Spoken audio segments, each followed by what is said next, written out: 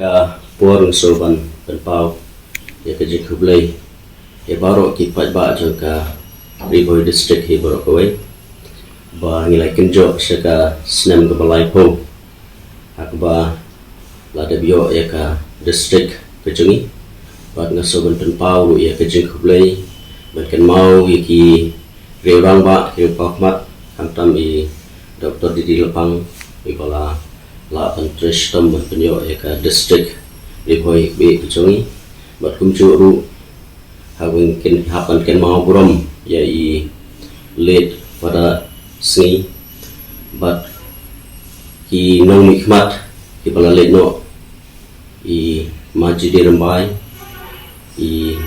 masnomik kalwin nang ta kiwi ki rurang ba i ki bala late no ki bala trish tom nang ta ban penyo ke district umi ma Fleming nang ta kiwi ki rurang ba kiri pakmat ke baydon bentalang ban penyo ke district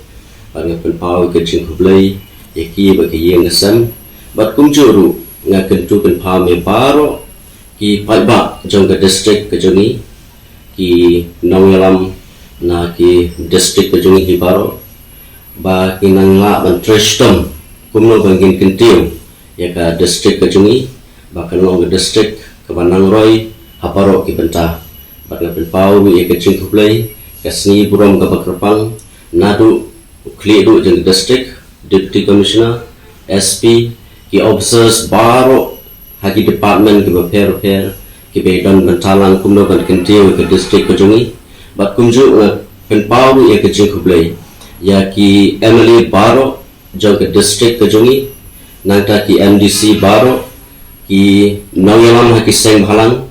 ki nongyalam ki kenyan ki repair bat kunju ki palba hi jong ke district hi brokoi ba ke nangkiu habaro ki benta ba ngakidlu ba ngakidbok ke ruang ya ki yeng ki sang jong ki ba ke district ke jongi ba ke nangya chakang chakmat habaro ki benta blishun